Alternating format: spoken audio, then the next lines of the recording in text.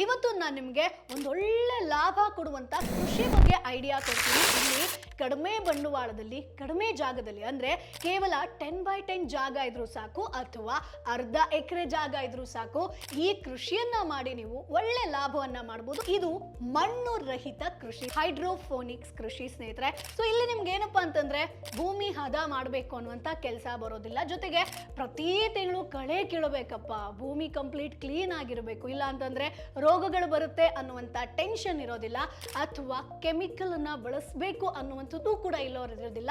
ಜೊತೆಗೆ ಕೂಲಿ ಆಳುಗಳಂತೂ ಬೇಡವೇ ಬೇಡ. ಏನೇನ್ ಬೆಳೆಸ್ಕೋಬಹುದು?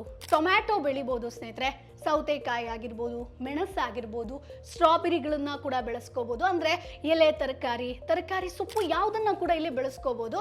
ಅಷ್ಟೇ ಅಲ್ಲ, ಮನೆಯ ಟೆರೆಸ್ ಆಗಿರ್ಬೋದು, ಬಾಲ್ಕನಿಯಲ್ಲಿ ನೀವು ಆರಾಮ್ಸೆ ನೀವು ಬೆಳೆಸ್ಕೋದಕ್ಕೆ ಸಾಧ್ಯ ಇದೆ. Boss Vala, B the boss.